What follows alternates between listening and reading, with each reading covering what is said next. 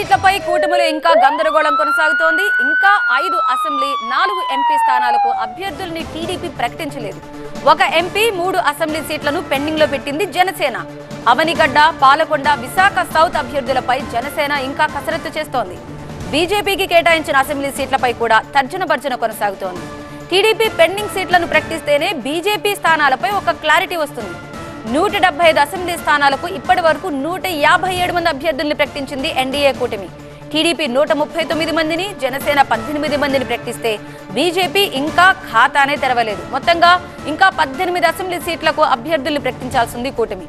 అందులో TDP 5, Janasena 3 స్థానాల్ని pending లో పెడితే మిగతా 10 సీట్లు బీజేపీవి.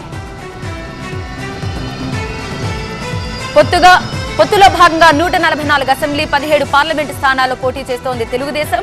అయితే ఇప్పటి వరకు 139 మంది ఎమ్మెల్యే, 13 మంది ఎంపీ అభ్యర్థుల్ని ప్రకటించింది. ఇంకా 5 అసెంబ్లీ, 4 పార్లమెంట్ స్థానాలను పెండింగ్ లో ఉంచింది. బీజేపీకి కేటాయించే అసెంబ్లీ సీట్లపై తర్జన భర్జనలు కొనసాగుతుండటంతో పెండింగ్ స్థానాలపై ఇంకా గందరగోళం కొనసాగుతోంది.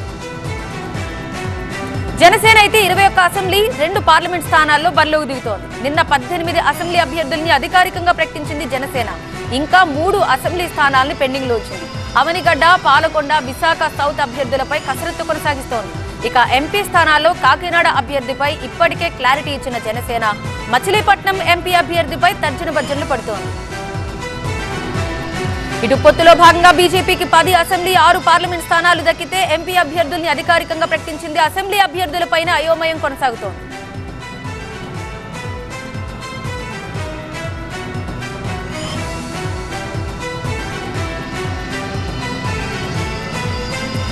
సో ప్రస్తుతం ఈ సీట్ల సర్దుబాటుకు సంబంధించి ఇప్పటి వరకు ఇంకా ఎలాంటి తర్జన భర్జనలు కొనసాగుతున్నాయి పెండింగ్ స్థానాలపై వివరించడానికి మా ప్రతినిధులు MP Rao and Kranthi live లో సిద్ధంగా ఉన్నారు. మొదటిగా ఎంపీ రావుకు వెళ్దాం. ఎంపీ రావు, ఇంకా స్థానాలు అంటే చిన్నగా ఉన్నప్పటికీ, అంటే బహుశా అవి తక్కువ స్థానాలు అయినప్పటికీ కూడా ఇంకా తర్జన భర్జనలు మాత్రం ఎక్కువగానే కొనసాగుతున్నట్టుగా తెలుస్తోంది. సో ఎప్పటికల్లా క్లారిటీ వస్తుంది?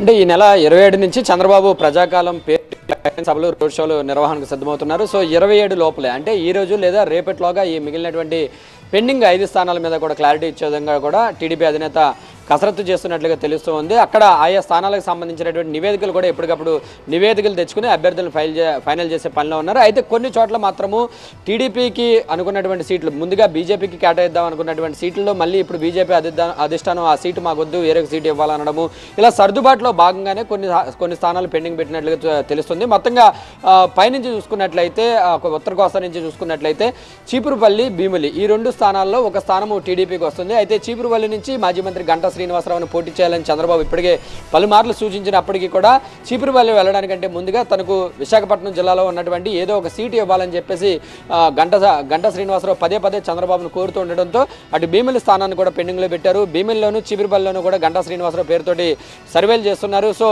ఒకవేళ భీమిలి కనుక గంటాకు బాగుంది అంటే భీమిలి ఇచ్చే అవకాశం ఉంది, లేదంటే కనుక గంటా శ్రీనివాసరావును చీపురుపల్లికి కేటాయించేటటువంటి అవకాశం ఉంది. అప్పుడు చీపురుపల్లి టీడీపీ కోటలోకి వస్తుంది. సో ఇంకా భీమిలి లేదా చీపురుపల్లి ఆ 2 స్థానాలను గంటా కోసం పెండింగ్లో పెట్టారు. ఇంకా మిగిలినటువంటి స్థానాలు చూసుకున్నట్లయితే ప్రకాశం జిల్లాలో, ఉమ్మడి ప్రకాశం జిల్లాలో దర్శి స్థానం కూడా టీడీపీ కోటాలోనే ఉంది. టీడీపీలో దర్శి స్థానం నుంచి మాజీ మంత్రి సిద్ధారాఘవరావు, ఆయన గతంలో 2014లో టీడీపీ గెలిచినప్పుడు టీడీపీలో మంత్రిగా కూడా పనిచేశారు. ఆ తర్వాత 2019 ఎన్నికల తర్వాత ఆయన వైసీపీలో గెలిపారు. ప్రస్తుతం వైసీపీలో ఆయన సైలెంట్గా ఉన్నారు. అయితే ఆయనతోటి టీడీపీ సంప్రదింపులు జరుపుతుంది. త్వరలోనే సిద్ధారాఘవరావు టీడీపీలో చేరతారు, ఆయనకు దర్శి టికెట్ కేటాయిస్తారని చెప్పేసి కూడా మనకు అందుతున్నటువంటి సమాచారం. ఇది 2 స్థానాలు. మిగిలిన చూసుకున్నట్లయితే రాయలసీమలో ప్రధానంగా గుంతకల్ నియోజకవర్గానికి సంబంధించి మాజీ మంత్రి ఆలూరు జయరాం విషయంలోనే ఇంకా చంద్రబాబు ఎలాంటి నిర్ణయం తీసుకోలేకపోతున్నారు. ఆలూరును, గుంతకల్ను గుమ్మనూరు జయరాం కేటాయించాలా లేదా వేరొకరు కేటాయించాలా అనే దాని మీద ఇంకా సర్వేలు చేస్తున్నటువంటి పరిస్థితి. మరోవైపు బీజేపీకి కేటాయించేటటువంటి స్థానంలో గతంలోనే